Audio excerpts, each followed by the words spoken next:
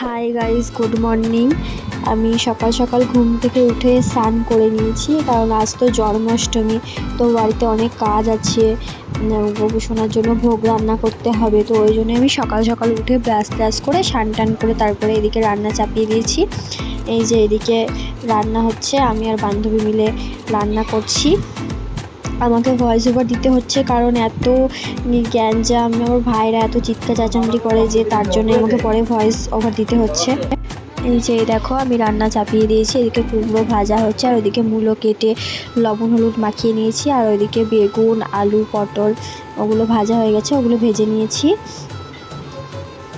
যে কুমড়ো ভাজা হচ্ছে এদিকে, আর তারপরে সব আজগুজো কমপ্লিট করার পর এইদিকে তালের বড়া হচ্ছে, যেটা আর কি মেন জন্মাষ্টমীতে লাগে তালের বড়া। তো ওটাই করছিলাম আমি।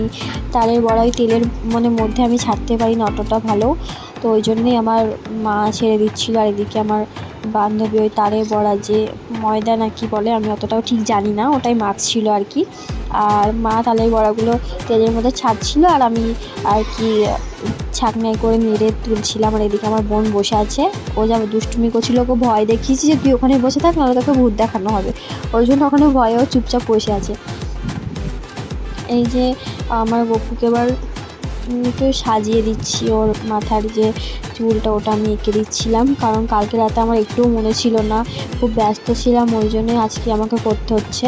ওইদিকে মামিও চলে এসছে, মামি মাসি ভাই মেসো সবাই চলে এসছে। তো মামি আমাকে বললো তুই ওঠ, বাকি কাজগুলো কর, আমি তাদের বড়াটা ভেজে নিচ্ছি। ওই জন্য আমি উঠে পড়লাম। আর এদিকে আমার ভাইজি আর মাসি ওরা সবজি টবজি কাটছিল, আর এদিকে মামি তো বললামই যে তাদের বড়াগুলো ভাজছিল। আর এই যে এদিকে ভাই বসে বসে ফোন ঘাটছে। এইবার আমার গপু সোনাকে স্নান করাতে হবে, সব কিছুই তো ভোগ যা যা আছে সব কিছুই তো রান্না করা হয়ে গেছে, ভোগ রান্না। তো তার জন্যই আমি গপু সোনাকে স্নান করাবো বলে সব কিছু রেডি করে নিচ্ছিলাম। এদিকে এক এক করে আমি সব কিছু রেডি করছিলাম। এই যে ময়ূর পাখিটা বারবার পড়ে যাচ্ছে, ওটাকে আমি বার করছি, কতবার ওটাকে আমি দাঁড় করানোর চেষ্টা করেছি, কিছুতেই হয় না। লাস্টে বাবা কি দিয়ে দিল নিচে আমার ঠিক মনে নাই, তো ওটা দিয়ে আবার ভালো করে লাগিয়ে দিল যে দেখ আরও পড়বে না, এটাই বলছিল বাবা। তো এইদিকে সব আমি এক এক করে গুছিয়ে নিচ্ছিলাম। এই যে গপু স্নানের জন্য আমি যে পঞ্চামৃত লাগে, আজকে তো পঞ্চামৃত দিয়ে গপু সোনাকে স্নান করাতে হবে, তো সেই জন্য আমি পঞ্চামৃত রেডি করে নিচ্ছিলাম যা যা লাগে আর কি।